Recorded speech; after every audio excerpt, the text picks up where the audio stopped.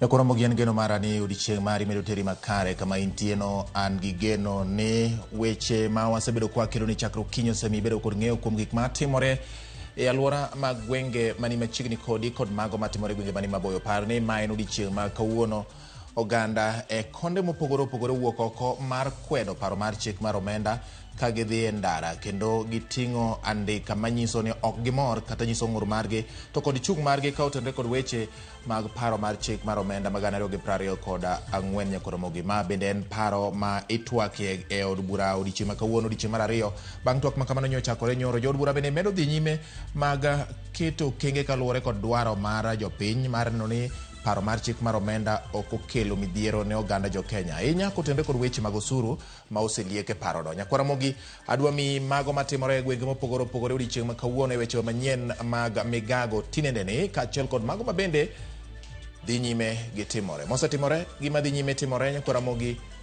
to kod ma wageno ni biro timore obiro kelo negi ka mondo ibed gi ng'eyo kuom gik ma owinjo bed ni ming'eyo kaka piny Kenya dhi. Nyakwara mogi kamoro amora ma intie mokwongo wayud thuond weche. Oganda e counties mopogore opogore pacho ka obago ng'anyo mar kwedo paro mar chik mar omenda ma higani. Od bura dhi nyime kod twak ewi paro mar chik mar omenda, twak manochakore odiochieng' manyoro. Kawuono piny mangima hingo odiochieng' joma odar e thuchegi ka sirikal oyango chenro mar konyogi dago ngima makare e bwo chenro motis ni Shirika Plan.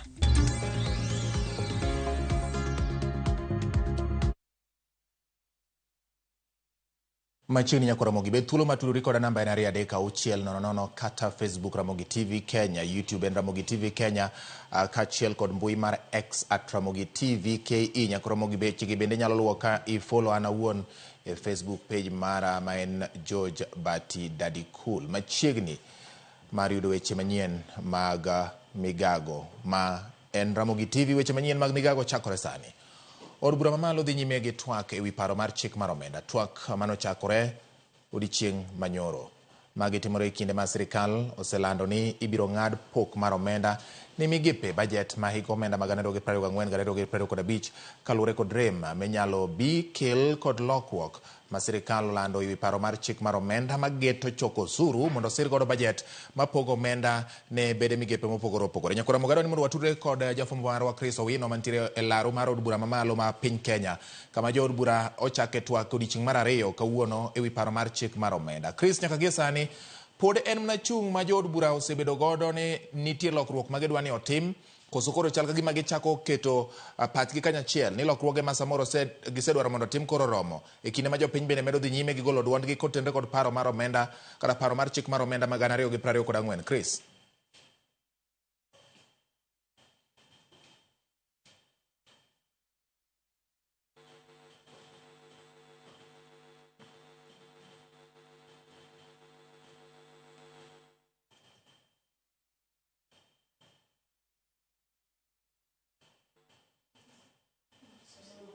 Gikawo pok ging'ado bura ka gidhi goyo ombulu kochopo kar saa 9.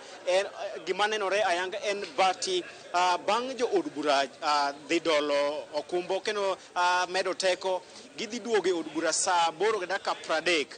Mbaka giduogo saa 8:30 gidhi timo twak ma dakika 30 kende, bang'e to gidhi e second reading kata idhi somo paro mar chik mar omenda e tielo mar ariyo kata kuom thuolo mar ariyo ka kanyo ema idhi pime manum kod motuo mana ka jopiny osebedo ka wacho, nikech ka kanyo ema jo od bura dhi yudo thuolo mar ng'ado bura mar lwaro paro mar chik ma kamae kata kalo paro mar chik mar omenda mar 2024. Wenge duto kawuono ok ne wang' Chris Owino, wenge duto kawuono ni e od bura kama wenge ng'iyo. King'iyo jo od bura ma Ugenya ng'iyo David Ochieng', king'iyo jo od bura jo gombulu ma Mathare ng'iyo okil Kamaloka Anthony Oluoch.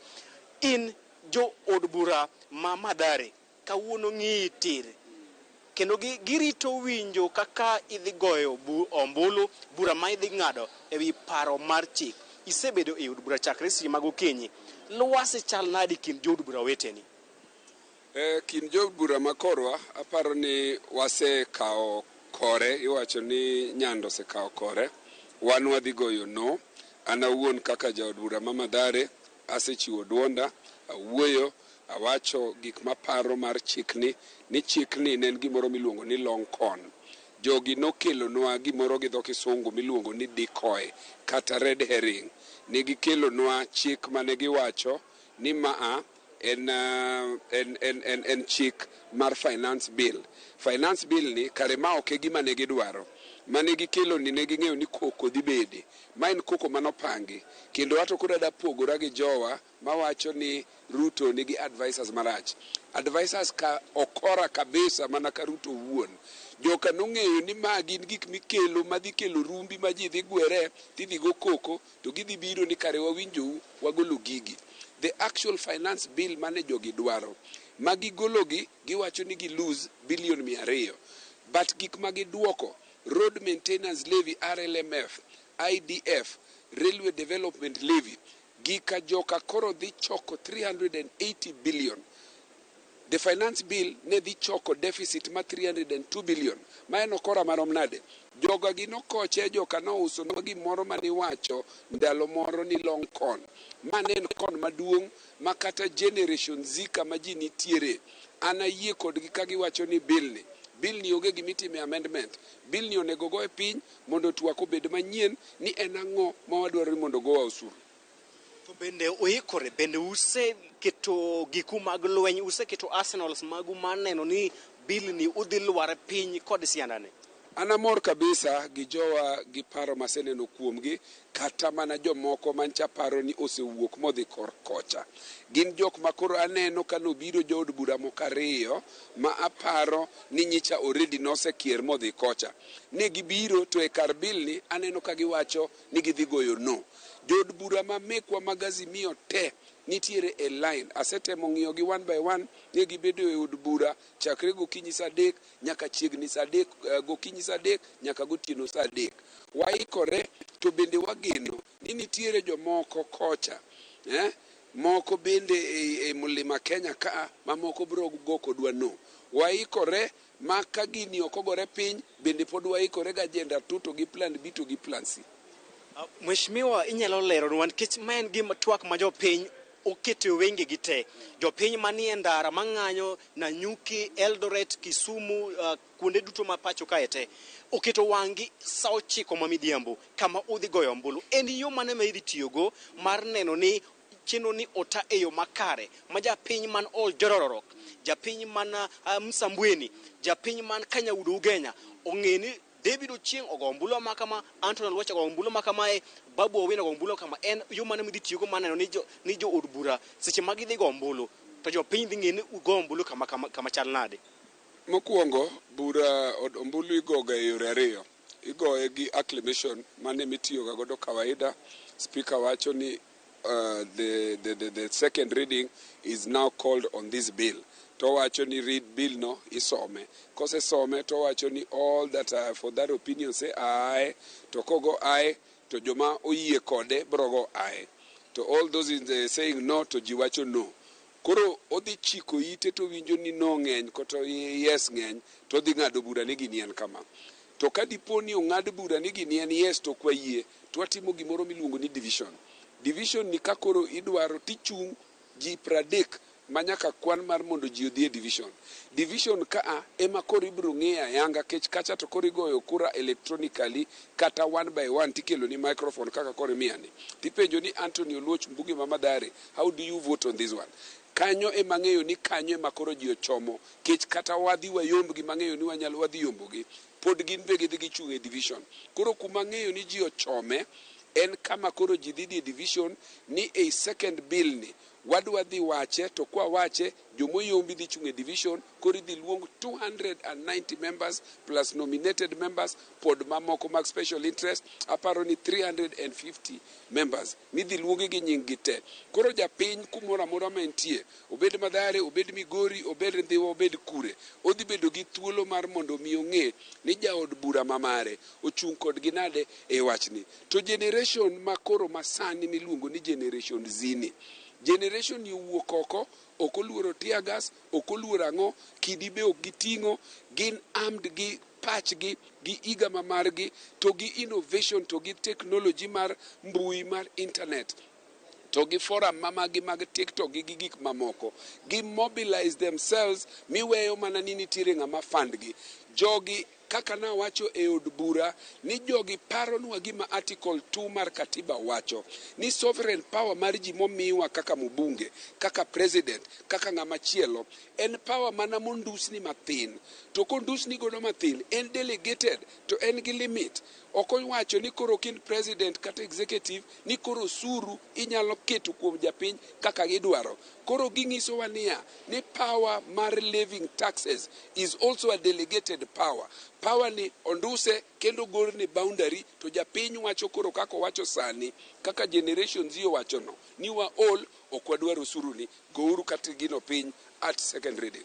Mheshimiwa kapok awedhi nitiere barua moro mane ondiknu go jatend migawo mar omenda machal matemo nyiso ni koponi ulwaro paro mar chik mar omenda mar 2024 ududhiamo makawuono kar saa 9 to nitiere ka idhi nduso budget mag migawo mopogore mag sirikal jo od bura idhi mayo omenda makamae CDF migawo madoho idhi mayo pesa makamae migawo mar thieth ineno ang'o ewi barua ni nen mar bwogou kose mar chuno mondo ukal paro mar chik makamae mano emomiyo awacho ni japiny notimne gimiluongo ni long con bill manyicho kelni jogi nokelo kong'eyo ni mano ok e bill mane gidwaro ne ging'e ni koko dhi bede to gidhi wuondore ni gi withdraw gika koro con mar ariyo en ni jogi biro to wuondowa niya ni CDF ne wamedou $30 koro dhi electricity per constituency last connection ne wamiyo pesa makama kokukalo bill ni odhi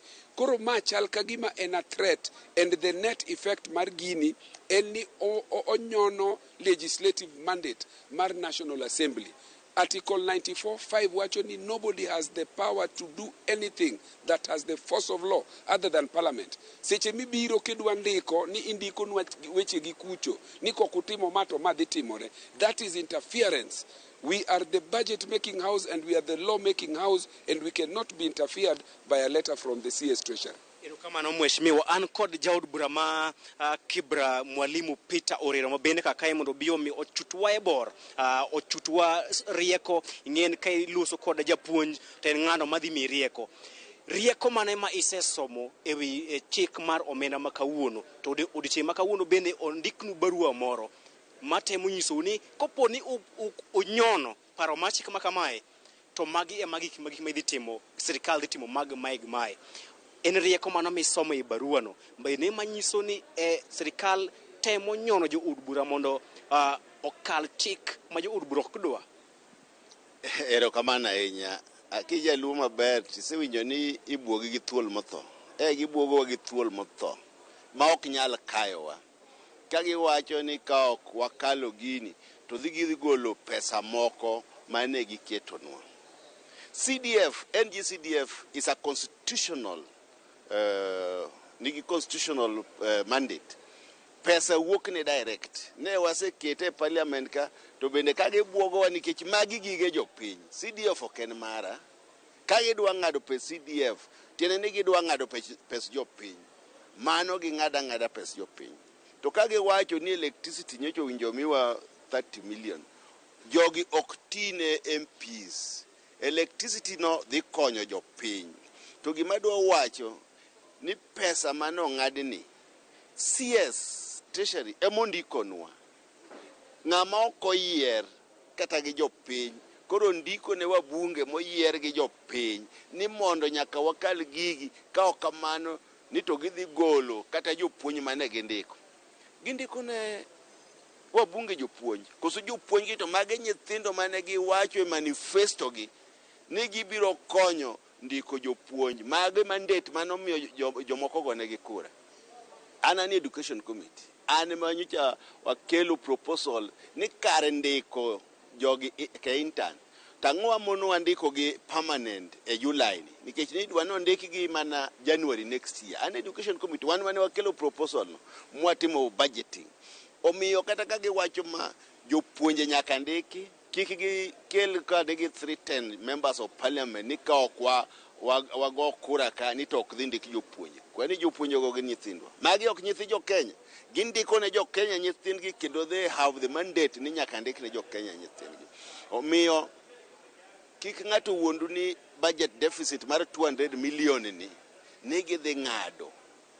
Gisekelo levy moro mar fuel ma gidhi charge siling 7 to bwa winjo ni ka gidhi print to dhi bedo 9 ma oromo generate pesa 200 billion ma giwacho ni, kendo gidhi increase prices mag gik moko ma jopiny giketo tago e pier jopiny. Koro ma e gima ok wanyal yie kaka wabunge. An kaka mbunge ma Kibra agono bende neno kana na ochwe ka jano, kendo wadhi gono e parliament ni gik ma gikelo maricho richo. To gima mora achiel ni sirikande ni odhi okawo jomoko mariek to mind gi colonized, kato gidhi gidiko budget ma inflict pain e pach jopiny, momiyo jopiny wang' ni owuok kendgi, gisiko giwacho mana ni agwambo ema kelo ji e demonstration, to jopiny owuok kendgi. Generation Z mowacho ni magi makoro gine magidwa timo maandamano giwegi, wan ne waonge kanyo, onge ng'ama wa insight. Warito chieng' moro ma jopiny te biro wuok maonge ng'ama insight gi nikech usuru mosekelnegi makoro ng'ata ma Kenya ka thagore. Erokamano Mwalimu Peter Orero. An kod jaod bura ma Embakasi East bende. Kalure kod migawo mar omenda en ni poni okokal chik mar omenda mar 2024, chenro mag dongruok ma Kenya biro digili dok piny nikech udhi chuno sirikal mondo oti kod budget ma mokalo e chano chenro mag dongruok. Jatend piny William Ruto wacho ni e kinde mane jopiny goyo ombulu ne piny owacho mar Kenya Kwanza, ne gimigi thuolo mar chano chenro mag dongruok. Onego bed ni iwegi thuolo mar mondo gichan chenro mag dongruok. Kopo ni jopiny ok morgo, obi ogolgi oko e ombulu mar 2027 moketho chenro mag dongruok kokalo kuom koso kalo budget. Iwacho ma ang'o miyo dakuwe jatend piny William Ruto otim chenro mage mane osingo ne jopiny, to kopo ni jopiny ok morgo, jopiny ogole kokalo e ombulu e yiero mabiro. Ruto nodhi e ombulu kong'e ni nyalo tiyo ne jokenya. Kanong'e ni onyalo tiyo ne jokenya, to sani othiano. En owuon e ndalo mar Uhuru nowacho ni sirikal nok ne ber. To sani koro sirikal en mare. En moyiero mawaziri, ministers monego bed ni tiyo. To mawaziri go thiano ne ji. Ng'ato rwako sa mar $3 million, ng'ato rwako belt mar $5 million, ng'ato rwako wuoche mar $2 million. Wuoche minyono anyona piny ni kiketo $2 million piny, $2 million nyalo yawo ne ji adi ohala, $2 million nyalo nyiewo ne ji adi peng, $2 million nyalo konyo ji adi mondo chul negi school fees, ji mang'eny sana. Emomiyo jatend piny walo gi ji, otugo gi ji. Gima dhi mbele ok onge nafas mora mora mimiye. Osemiye 2 years oseromo. Sani onyalo resign. Owach ni o resign ka tich otame, nikech waneno ka tich osetame. To waneno ni maandamano madhi mbele ni gino dhi mbele kabisa, kendo wa communicate gi ji in every corner of this country. Sani ji tema pango ng'anyo kumora mora, wase communicate goda na wuona se communicate kodgi. Maandamano nyaka tim kumora mora motegno. Kat ber ahinya kabisa to ji dhi ochiem State House. Iparo ni ng'anyo gi dhi loko pach jood bura ma riwruok ma Kenya Kwanza ma aseloso kod gi thoth gi okawo chung'ni kata ng'anyo dhi nyime, chung' margi en ni chik mar omenda gi dhi kalo. Iparo ni ng'anyo ni dhi kelo lokruok moro amora kendo loko pach jood bura ma Kenya Kwanza mondo owit oko chik mar omenda ma kama? Jood bura ma Kenya Kwanza timo gima jatend gi dwaro. Onge tabu, lakini jatelo maduong' mogik en japiny. Jopiny ema noyiero jood bura gi. Jood bura gi onego kaw side mar jopiny mondo vote no. Ka gi vote yes, jopiny akwa jopiny kumoro amora mantie. Ng'ata mu vote yes e gini, kik wayie godo, water jogo dala 2027. Sani onge walo manyochwa walo godo chien kae mos ni watero gik moko mos, emomiyo wase wito gik mang'eny. Walo no sani koro nyaka stop, nyaka wadhi mbele nikech watugo gi ngima mar jopiny. Sani nyathi oseriembo ntiere e ot, ok odhi e skul. Ng'ama miyo onge pesa manyalo chulo school fees ne nyithindogi. Sani jorowerewa matindogi onge tich, wuonewa onge tich. Sani ji thagre kabisa. King'iyo oganda wa mar onagi, wathagre kabisa. Golo onagi kia Nairobi kae kitero dala konagi otho. Tek kabisa, onagi budho Nairobi ka kata mana dweche 2 kitero dala ni mondo iki. Wan wada wacho ni wada deal gi gini once and for all. Tugo moro mwada keto ni ida tugi ni luwo procedure go wada suspend te. Walo mang'eny ok wadwar ngima mar jopiny. Jood bura ma Kenya Kwanza wacho ni kata doko ni jopiny ywak ni gin kod osigo mar osuru. Piny igero kod osuru. Osuru ema miyo sirikal tayo chenro mage mag dongruok. Giwacho ni kopo ni jopiny ok dwa choko osuru, manyiso ni nyaka gidhi kawo hola e pinje maoko, gino ma giwacho ni dhi rocho chenro mag dongruok pacho kae. Bende donge uneno ni sirikal kata doko ni usuru ni malo, usuru gi monego bed ni chwalo chenro mag dongruok? Ushuru jatelo maduong' nose collect ushuru moromo. Ker nose kawo ushuru moromo. Koro ushuru moromo nosetim ang'o sani? Ushuru go osecham, ushuru go osekwal. Piny mora mora kiketo ushuru kani malo, mano inego pinyno. Nikech ushuru kani malo, gi dho ngere wacho ni kapo ni ushuru mar mogo ni malo kata mar sukari, ji matine madhi nyiewo mogo no kata sukari no. Matiende ni ka ji matino nyiewe, gi dho ngere wacho ni there will be low demand. Seche mantie low demand, low supply bobedo. Seche mantie low supply, onge ushuru mora mora ma jopiny ma sirikal nyalo choko, ma government nyalo choko, kapo ni demand ni low. Nikech seche ma ji nyiewo gik moko mang'eny eka ji chulo ushuru no. To seche ma itero bech gik moko malo, ji matine mabo nyiewe. Koro kibo collect mang'eny. Koro kik jogo par ni wan wafuo. Onge fuo ka, waelewa gini kabisa. Duoko ushuru piny, gima ikelo ka sani ni, gino nego gwe oko kabisa, monego yiech kalatas no kabisa. Ng'ato penjo ni seche ma jood bura ogoyo ombulu mar wito oko chik mar omenda masani, madhi siro budget manyicha osom kod jatend migao Professor Njuguna Ndung'u.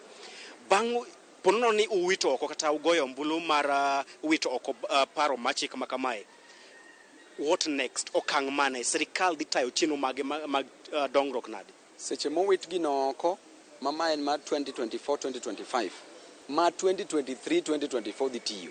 To mano bende notero ne ji ushuru malo, monego bende bedo suspended. Kwa tieko mar 2024-2025 ni, wadok revisit, wadok review mar 2023-2024. Gino be odo ni wa suspend. Kenya kaka koro rach to ji obeda lawlessness. Ka tie walo kama koro ji odagadaga bungu ji te. To kwa bodwaro ni jomoko ninde yot, to jomoko to ninde koyo oko. Ji te oninde bungu karach. Erokamano mano jaod bura ma Embakasi East Babu Owino kama owacho ni poni jood bura giwito oko chik mar omenda mar 2024 odhiambo ma kawuono, katiba oyiene sirikal dhi nyime kod budget kata chik mar omenda ma higa mokalo, nyaka kendo jood bura kata piny owacho kel chik manyien mar omenda bang' dweche 6 mano kaluwore kod chik ma ka jood bura puodho, mano kore ma biro miyo sirikal thuolo madhi nyime kod tiyo kod omenda kaachiel kod tayo chenro mage mag dongruok. Magi gin gigo matimore motelo ni sa 9 kama jood bura biro yudo thuolo mar loro twak kendo chako goyo ombulu ewi chik mar omenda. Kama gidhi goyo ombulu tieng' mokwongo en mar puodho kata kopono ok opuodhe. Poni jood bura puodho chik mar omenda ma kamae, chenro ni biro dhi e kidieny mar komiti mar jood bura duto kata committee of the whole house, kama jood bura biro kod lokruok kata amendments ma gidwaro mondo oket e chik ma kamae. Kata kamano poni jood bura owite oko, biro chuno sirikal mondo dhi nyime kod tiyo kod chik mar omenda mar 2023 nyaka bang' dweche 6 kama piny owacho nyalo sieko kata nyalo biro kod chik machielo mar omenda manyien. Bati Erokamano Nyakris Owino kuom ripot manimba motenre kod weche mag jood bura paro magin go motelo ne go ayanga ombulu e paro mar chik mar omenda ma 2024 ma bende biro timore. Kata obedo ni jopiny ywak ka kod kacha kendo gin gi ng'ur kotenre kod weche moko mag osuru moketie paro mar chik no, jood bura bende wacho ni chung' margi pod en macha ni nyaka gichung' kaluwore kod dwaro mag joma nomiyo gi thuolo mar dhi e od bura mondo gichung' ne jopiny. Nyakura kopogore kod mano bende aneno ka moko kuom dukni e boma ma Nairobi olor kaluwore kod wach mar ng'anyo madhi nyime ka obila medo keto arita mar neno ni githiro timoro amora manyalo rocho kwe kaachiel kod nyalo miyo mwandu lal e kinde mag ng'anyo. Ka wadhi nyime ni kaunti ma Kisumu bende kodok chien e ng'anyo mar kwedo paro mar chik mar omenda ma higa 2024. En ng'anyo manochakore kata manochakore mamuol kondele ka jo ng'anyo nobago wuoth kochomo chuny boma ma Kisumu maonge tulo moro amora mane oneno. Nyakora mogodan muru waturi achiel kachiel kod jafombo marwa Millicent Adhiambo mondo miwa ler ewi chal mar ng'anyo ma dhi nyime e boma ma Kisumu. Mana kaka achiel kuom bombe mamoko ma bende ng'anyo no dhi nyime ka jopiny medo golo ng'ur mopogore opogore. Millicent, motelo ne waneno ka jopiny loso ya jomatindo ma bende oyuare ng'anyo makama bende ogolo ng'ur margi kotenre kod weche mag osuru ahinya mokete paro mar chik mar omenda ma gidwane nyaka wit oko. Sani koro ng'anyo pod dhi nyime to koro gichopo kanye? Ote margi pod gin mana makama ka koso nitiere moko ma digiher medo kotenre kod weche mag paro mar chik omenda magana 224 Millicent. Erokamano ahinya George Bati, achiel kachiel kwa wuok e boma ma Kisumu ma bende ng'anyo ne otedore e seche machien kanyo. Agie sani to kang'iyo weche osechako dok e wang'e, kata kamano an kod moko kuom jopiny kata jogo kata yudhe kata Generation Z kaka giluongore ma bende ne ng'anyo e ng'anyo mane okadho no eri ma bende adana kunga kawo pachgi mondo mi koka anyisi ni to ng'anyo ma Kisumu odhi nade to orumo nade. Machiegni mana mapiyo abro chako kodi nyisa nyingi mondo nyisa ni to inyalo wacho ang'o e wach ng'anyo ma kawuono timore boma ma Kisumu kotenore kod wach kwedo paro mar chik omenda kata finance bill ma 2024. Okay, an kaka jadak ma Kisumu iluonga Dickson Ochieng. Jadak ma Kisumu kae to wach financial bill no wapinge gi teko modhuro, wapinge gi teko mang'eny. Ibed mbunge na mana gochone kecho Kisumu Central, ibed mbunge na mana gochone, ibed bunge mar jite. Wane wadozi maru, wane jogu. To kaponi gemo walo mora ma gini okalo ke paro no, tichaki ruge kecho wane wadozi mandiko wane wadozi mar gimora mora. To wakwayo Mr President masani men Samuel Ruto nowacho maber ni kodhi kacha chand to dhi ne ma hustlers, wane mama mboga, wane jo pikipiki, wane to wach momedo wach kendo medo soko it jotelo te kibede be ng'ato man seat mar parliament kanyo mbunge mora ka gini okalo to ng'eni be kari kanyo kalo kako kalo no. Erokamano ahinya, karibu.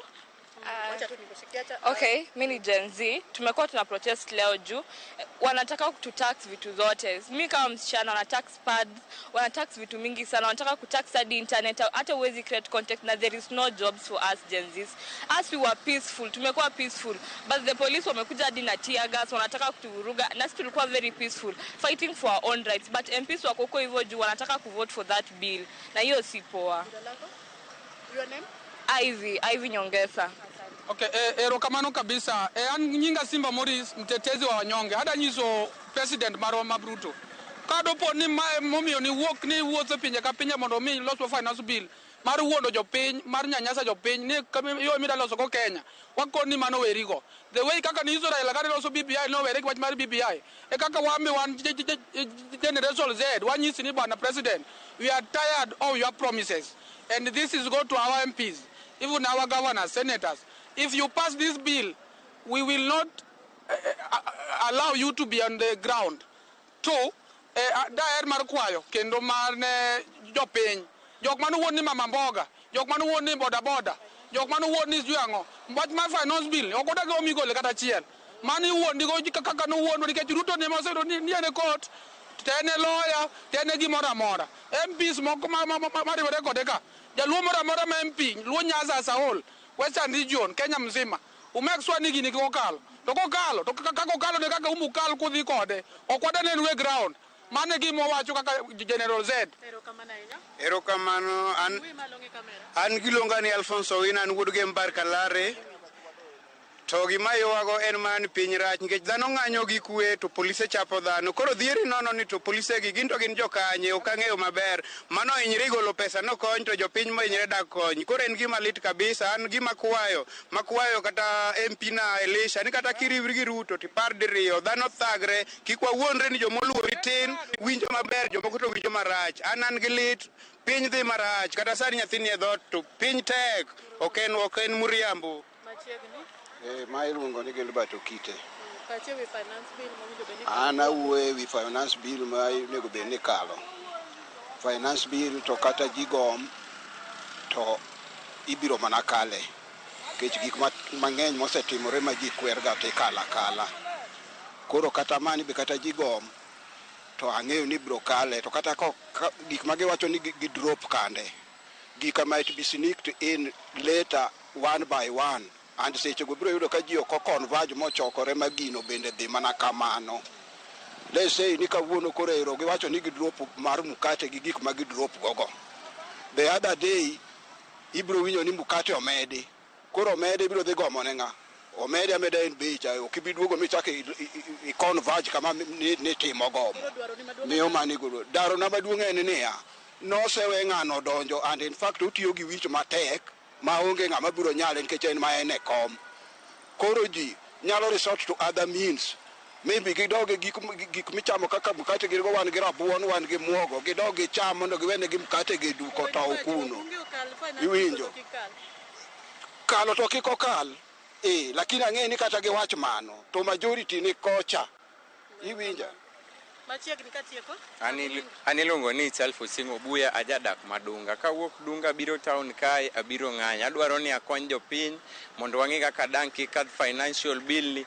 Emomiyo akwayo ni seche mwang'anyo kamae be waket jotendwa mondo giwuog oko sama gidhi e parliament kata cha gikonywa mondo gitamre bill ni king'adi nikech seche masani e koro bech mkate odhi oidho. Tiyudo ni that is the primary food masani ji nya chamo ng'at makata tiyo hand to mouth mane gimonya access machiegni. Sama oidho kamano endo ji mang'eny koso yudo gima gichamo. Omiyo akwayo ni Ruto to settle down obed mos opar pache mos mondo reduce weche mag wuotho kadege kaeni mano pes japiny motiyogo. Sama otiyo gi pes japiny kamano ema kelo tax mamalo gi sama tax gi obiro mamalo wayudo pek mar dak. Yudo kaka ng'at marawera masin masani keni kaka kumane ok danga kendi nikech kang'iyo financial bill mantiere gi sani ngima dhi bedo matek. Anya kwayo ni MP marwa Mheshimiwa Joshua Odongo Ron wageni kendo wang'eni tich mitiyo as a member of parliament Kisumu County en tich mondisre kabisa. Anya kwayo gi wabunge moko mantiere buo kom mar ODM kata Azimio as a whole seche mudhi kata cha wakwayo ni ukonywa kech sani e financial bill en gima ikadho gi joma tin lakini financial bill en gima ber gikelo kuom jopiny to go e kogno kore kwang'e ni ati ji adi motamre to ji adi moyie lakini gisani kaka entiere no wakwayo kech seche midhi kata cha kaka MP timis mano means ni yes to seche midhi kata cha mi wacho ni no mano wachung' kodi kendo wang'eni kaka jatelo imbi chung' kodwa kech wane man wayieri. Mana kamano bati mane moko kuom paro mowuok kuom jong'anyo mabende nowuok oko kinyi makawuono ng'anyo mane ochakore e Akekio kata roundabout kata flyover makondele kabende ne ochake kod kweth mane chako ng'anyo no mamuol kabende wuoth ne obiro nyaka apaya kochomo apaya ma Jomo Kenyatta gi kanyo mana kweth machielo mabende noting'o jakom mar bunge la wananchi mabende ne nigi kweth ne wuon mane obiro gi yor teko mabende nochomo nyaka tesendo bilama Kisumu Central mabende ne giwacho ni ng'anyo ok nyadhi ng'anyo kamano maonge iro malungo wang' gino mane omiyo gikwinyo obila nochako ke iro malungo wang' mondo mi okegi godo mondo kik giketh gik moko kata kamano kweth mabende ne ochung' ne jogo marito kedo ne ratich oganda to ne oramo ni gin ng'anyo mane gibago e chuny boma ma Kisumu kaendi ne en ng'anyo mamuol kata kamano kweth mane okikore igi mabende ne okelo lweny kod obila no endo mago mano mane ok gidwar ni otimre e kaunti ni ma Kisumu odiochieng' makawuono bende ng'anyo no ne ong'iko yore mag wuoth e seche mag saa 4 kod saa 5 mar onyango ka bende jogo mane oyepo kata weg duke matindo mabende loko e apeyni mopogore opogore kaka Oginga Odinga Jomo Kenyatta Ang'awa ne oloro apoya nono nikech ng'anyo makamano ne gineno ka rowere kata Gen Z kaka giluongore gi sani nowuok kendo nomore ndara matamre gi nono ka kwan gi ne thoth gino mane gineno ni ne ginyalo ketho ne gi mwandu mopogore opogore kata kamano mwandu mokethore onge gisani wayudo ng'we yamo maling'ling nitiere jogo mabende ohinyore ka ji ariyo ng'at achiel en nyako ma jahigni 23 otere kar yudo thieth maduong' ma Jaramogi ka bende tiagas kata iro malungo wang' chumbe cha onyalo goye mo omiye hinyruok kanyo ka sani bende obila medo tero jogo mamoko mabende oyudo hinyruok kokalo kuom rakruok mabende obedo e kind jopiny kod jong'anyo mane ng'anyo seche mane gitemo keyo jogo mondo ng'anyo norum ka kamano kionge penjo taduoko ni mano kaka chal mar ng'anyo makwedo paro mar chik omenda mar 2024 2025 ochale kaunti ni ma Kisumu kama thoth ang' wamed kelo gi kuku gi seche ma ang' biro ma wabende wamedo kelo weche manyien wamedo tucho mas mar ke weche George Bati an kuomi kionge kod penjo mora mora. Erokamano Millicent Adhiambo kuom report mane mbai nyagi paro mowuok kuom jodak ma Kisumu mabende golo pachgi kotende kod gimomiyo gidhi e ndara mondo gikwed paro mar chik mar omenda. Joma bende wacho ni parono dhi kalo. Gima duong' en ni mondo ong'i kaka okenge imedo keti mag fungo ngimane oganda ja Kenya. Nyakoromo gimano, Millicent Adhiambo kamiwa report gi twak machiel kachiel kuwuok Kisumu ewi ng'anyo mar oganda ewi paro mar chik mar omenda mag 2024. Kadwa ni mondo mi ang'isi ma koma timore Nyakoromogi en ni picha minenogo kata tipo minenogo Nyakoromogi gin mawuok e boma ma Mombasa. Par ni boma ma Mombasa nyo bago ng'anyo margi nyoro. Kama nyo gibede gi ng'anyo odiochieng' mangima. Gin achiel kuom bombe manok ma nyo time ng'anyo nyoro. Ka Mombasa nyo nitie kod ote mar neno ni owit oko paro mar chik mar omenda kaka en duto ma ok ni timone lokruok alunde ma iluongo ni amendments. Jo Mombasa odiochieng' manyoro kaluwore kod ote manyo gigolo en ni nyo gidwaro ni kaber to wit paro mar chik no kaka en mondo sirikal ochak keto paro machielo mar chik mabiro dewo dwaro mar jopiny ma ok keto osuru bedo mamalo. Mago gin tipo machiel kachiel Nyakoromogi bang' bedo kod ng'anyo nyoro odiochieng' ma kawuono kendo gichak gidok e apeyni mopogore opogore ka gintiere dho od bura mar County Assembly ma Mombasa. Od bura mar County ma Mombasa ma jopiny go koro chope ka gikwedo weche mopogore opogore Nyakoromogi mag paro mag chik mag omenda ma gitemo mana nyiso jotelo ni nyaka koro otim gik ma jopiny dwaro. Mano e ote ma gin godo ka kinde ka iwinjo kata ka jopiny loso to ginyiso jotelo mane gimiyo teko mondo mi odhi ochung' e logi e kombe mopogore opogore ni paruru ni wan e jotelo, wan ema wan gi kalam ma goyo sei ka ndiko wetich, to bende wan kod kalam manyalo goyo sei ka golo wetich. Mano ok duonda Nyakoromogi, mano en duond moko kuom jogo mosenyiso paro magi kotende kod weche mag paro mar chik mar omenda ma 2024 Nyakoromogi. Mago gin tipo machiel kachiel kawuok Mombasa. Kendo kanyo kweth mag rowere gin mago ma ting'o badgi malo ka gitemo nyiso teko ma gin godo ni teko ni e lwetgi nikech gin ema gigo ombulu ma kamano. Nyakoromogi koro ni adwa ni mondo watudre kod jafwambo marwa Eric Owenga ma bende nitiere chuny boma ma Nairobi. Tipo ma ineno bathe kanyo Nyakoromogi gin tipo mantiere e boma ma Nairobi kama obila osebedo ka ringe ng'we joka apoyo gi guok e kind jopiny kaachiel kod gin giwegi. Obila osebedo ka tiyo kod pi ma okete aila ma kopone olware pien del ng'ato nyakwin ka pien del chako bedo ka jajni. To bende kopogore kod mano obila bende osebedo ka tiyo kod iro malungo pi wang' ma bende jopiny samoro kiro negi. Ma ok ng'anyo mokwongo Nairobi kaluwore kod paro mar chik mar omenda. Nyakoromogi par ni ng'anyo nyocha notimore chieng' tich ariyo e kinde mane igeno ni jood bura idhi pedh ayanga twak mar paro mar chik e od bura mamalo mar piny Kenya. Nyaka gi sani adwa ni mondo mi koro watude kod jafwambo marwa Eric Owenga e yor simu mondo nyiswa ni to weche chalo nade moko kuom peyni moseluorore e chuny boma ma Nairobi. Eric Owenga, waneno ka nitiere ohala ma olor kendo jopiny obedo ang'ech, joma ringo ka luorore e boma gobila bende nitiere. En ang'o hie ma useneno ma opogore kod gik manotimore chieng' tich ariyo e ng'anyo ka ikwedo paro mar chik mar omenda kata gigo ma gimedo wacho sani kotenore kod paro mar chik mar omenda no? Eric Owenga. Awinji maler Nyabati, kendo gima nyakoni en ni seche koro onyono adek mahawo ang'wen nyaka ne ng'we chakre e chuny boma ma Nairobi ka kendo gima nyawacho Nyakoromogi en ni nyaka chak tij fwambo higni mokwaro koka wang'a oneno gima kama odiochieng' ma kawuono kaluwore ni gima nochakre ka tugo saa ang'wen kama ka rowere mathis ne chako yware kod obila. Gie sani thoth apaya mani chuny boma Nairobi kaka Koinange Street, Banda Street, Market Lane, Kenyatta Avenue, duto te chenro mag wuoth chal kama ng'ikre to ok ong'ikre marach ahinya kaluwore ni joweg geche makalo achiel oyieni kalo gi jopiny. Kendo basi manyakoni ni ng'wejni osebedo ka ringre kama tek kendo rowere ma anyawacho ni okawo kwan atamalo 9 mar ng'anyoni ne okoko kendo ok giluoro kata obila ka pimo kod ng'anyo moko mosekalo kata ma chieng' tich ariyo ma kawuono ni ne gichung' ka tiendgi kendo thothgi kata be ni olo kuom gipiro gichung' achung'a ka giwacho ni gidwaro ni paro mar omenda ma gie sani jood bura dhi nyime kod twakie owit oko kendo giwacho ni dwaro margi gie sani en ni gibiro obila nyaka yod bura kuma twagno dhiye mondo gine kaka okang' ma wuoyo kod jotelo mondo ne ni parono owit oko. Basi gie sani kuma antie ni od oganda kaachiel ka roweregi ma ng'enygi ni ng'anyo ka ometni ka kendo giting'o obok ma gitemo kwedo kod piny owacho kaluwore kod okang' mar paro mar chikni en ywaruok mosebedo mapek bachi kendo kata bed ni koth chal kama dwa lwar kama ato roweregi ok obwok gi ramo ni gibo dhi nyime kod dhiro wachgi mar ng'anyoni kendo skit te kang'iyo mbele kama aneno ka apaya ma itoka kokoni dhano opong'o yowere moting'o obok kang'iyo mwalo kocha Kenyatta Street aneno ka opong' kang'iyo Koinange Street malo kaneno ka opong' to en koko ma giwacho ni ok gibi yie kata bed na obila temo keyogi ka bayo tiagas kata iro malungo wang' but roweregi ok bwok kendo gichung' kar tiendgi ka giwacho ni nyaka gidhir dwaro margi mar neno ni paro mar chikno owit oko kaka en no.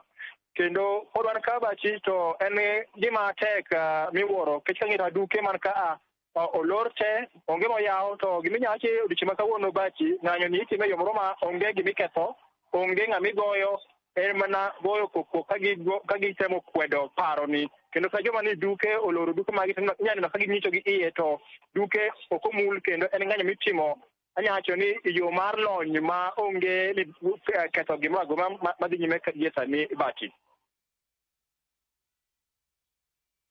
Eric Owenga, kopogore kod kinde mokalo ma samoro neno kobila ka oneno ka nyamburko donjo e chuny boma e kinde bang' ng'anyo to gibedo gi chich ni samoro gin nyamburko moting'o joma riwore gi joma ng'anyo. Nyaka gie sani wacho ni nitiere nyamburko ma iye ne gidonjo e chuny boma kokalo peini moko kuom mago mikwano ka oting'o jowuoth. Diponi obila ng'iyo ni jok ma ikelogi diponi gin kweth mag rowere ma idendo ni Gen Z ma nyalo riwore kod jowetegi e ng'anyo koso gina ni obila yie ne nyamburko moro amora moting'o jowuoth makalo kopogore kod wechego mag riembo jok mosedonjo e chuny boma kendo moseriwore e unji mag ng'anyo. Bachi gima timore ka gie sani en ni onge thuolo kata obila anyacho kata ni obila wuon jogi ohingo kaluwore ni ging'eny ma obila wuon onge kod thuolo mata ma nono gari agara makalo ka keche kaluwore kod jong'anyo gi gionge kod wach kod joma ni geche kendo geche kala achiel man kod chiemo nya kalo to kalo to maluor to koro gie sani ok kal. Gima nyakoni en ni obila kod tich matek kendo jogi orido nigi ma onge thuolo ma obila nya paro sa kod nya ng'iyo gari madonjo kata mawuok e chuny boma ka kech gin joma omoko e chuny ndara itemo bagi kod tiagas kata iro malongo wang' itemo kuor kuomgi pi ma okel kod lori maduong' mar water cannon to pod ok giswek kendo giringo matindo gitao giduoga ibayo kod iro moko makonyo iro to chako duoko nobila chako duoko koro obila ni tich matek ma onge raha maromo nyach no obila ni kod thuolo mar ng'iyo ni to gari mana makalo ka ng'iyo kaka neno obila wuon jogi ng'eny mohingogi to dwaro margi en ni ok gidwa dhawo gobila. Dwaro margi en ni owegi ging'any yo mamuol to kendo gichop nyaka e od bura mamalo kuma obila gokinyi nokete mahino margi kech ng'en ni roweregi ne gichano chenro ni yo ma aparo ne giyudo obila ka ok oyudo ler malong'o kech ne wang'gi ne ng'iyo parliament kata od bura mamalo kuma ne ginyalo donje to aparo ni kata ne gichie ka gidonjo i chuny boma achiel koro ka gimuoch to gimuoch ma koro obila ka ring koni to giwuok koni ka ring koni giwuok koni kaka antiene ani diergi ka ng'iyo kama aneno kaka ogore ka ng'iyo kama kaka ogore ka ng'iyo mbele kama en koko to en koko mamuolo en koko manyiso kata ni gidhawo kata ni giting'o kiche kata opanga kata ng'owa roweregi oting'o mana obok ma gindikogo dwaro margi kaluwore kod paro mar chik ma sani jood bura chal kama puode wach kata mamulo gie sani e bachi. Erokamano Eric Owenga kuom report mani mbai nyako tende kod weche mag chal boma ma Nairobi kama oganda ma oseyuoro e ng'anyo dhi nyime gi ng'anyo ka gikwedo paro mar chik mar omenda gigolo paro mopogore opogore e weche motenore kod paro mar chik no nyakora mogi gi kinde ni adwani mondo mi akaw yweyo marwa mokwongo e weche manyien mag migago tinende ka bende thoth weche mwaluwo ni nyakora mogi en ng'anyo madhi nyime e konde mopogore opogore mag Kenya ok mana boma ma Nairobi kata Mombasa kata mana Kisumu kende gwenge mamoko ma oting'o gwenge ma Kiambu bende ng'anyo ne otimore kar chung' bura ma Kiamba nyakora mogi gwenge mag Eldoret nobedo kod ng'anyo gwenge ma Kericho gin mana moko kuom gwenge ma obedo kod ng'anyo dichieng' ma kawuono Nakuru bende ng'anyo timore nyakora mogi ote en achiel kuom jopiny ni ok gimor kod paro mar chik mar omenda magana 2020 kod ang'wen.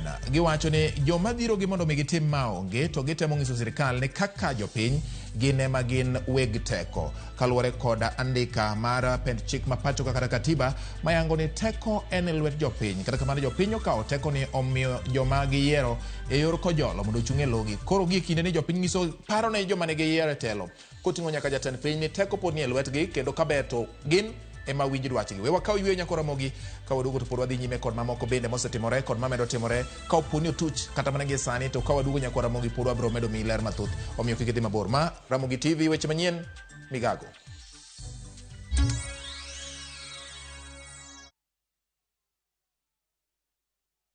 Experience the beauty of Kenya through exciting bush safaris by grabbing the 30% discount exclusive to View Travel clients. At Samburu Sopa, you'll wake up to the panoramic views of the vast Samburu shrub land and hills, have breakfast in the bush as you enjoy thrilling game drives. All this for only 20,000 Kenya shillings for a 3-day safari. Explore Amboseli at the luxurious Amboseli Sopa Lodge as you wake up to stunning views of Mount Kilimanjaro. Experience wildlife through game drives as you immerse yourself through their culture and heritage. All this for only 21,500 Kenya shillings for a 3-day safari. Are you ready to relax in the wild? Then enjoy these discounted rates from View Travel on our guaranteed weekend departures to Kenya's exotic bush destinations. Call 0703-254-254 or visit viewtravel.com and book now. View Travel. Dream, explore, discover.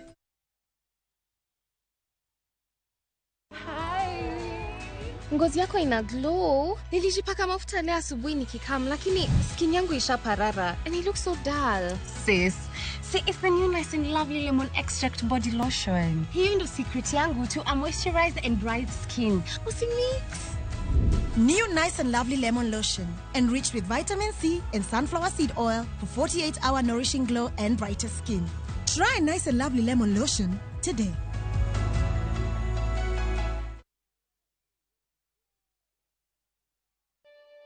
Kote nchini mbele tuendelee, mbele Kenya twende mbele, Kenya twende mbele. NCBA, go for it.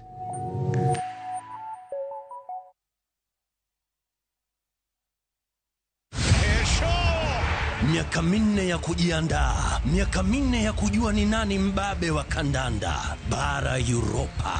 Wakati umewadia na mwaka huu hapa ndipo mechi zote 51 zitatangazwa moja kwa moja kupitia vituo 13 vya redio. Ni nani atatuzwa taji la babe wa kandanda bara Europa? Ungana na watangazaji gwiji kutoka vituo vyote vya Royal Media Services tunapobainisha mbivu na mbichi kwenye kinyang'anyiro cha kombe la bara Europa Euro 2024 live, moja kwa moja kutoka Ujerumani. Shikisha Mili na Euros with Shabiki.com. Not for persons under the age of 18. Authorized and regulated by BCLB license number 587.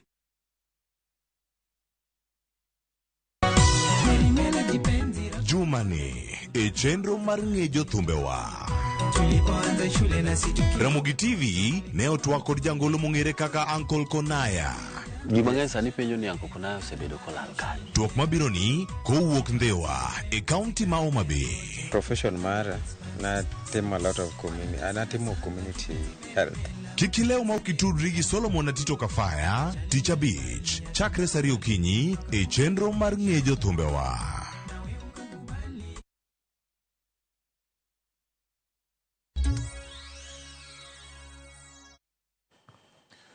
Koro gimana kana ng'isi motelo ni pod waluwo ni mathoth kotere kod weche mag ng'anyo matimore gwenge mopogore opogore pacho ka ng'anyo mag kwedo paro mar chik mar omenda ne obagi counties bura e pacho ka gi ote achiel ni parono nego wit oko chuth tok mana loko moko kuom kidienje ma nitire iye. Ng'anyo obagi counties mamoko ma bende oting'o county ma Kiambu, Eldoret kata Uasin Gishu kama oting'o boma ma Eldoret, county ma Kericho, county ma Bomet, gwenge ma Kirinyaga, Mombasa, ikin counties mamoko kakor Nyakwaramogi wawinje kaka joma ong'anyo loso ka gichiwo dwachgi ne sirikal wi paro mar chik mar omenda ma 2024.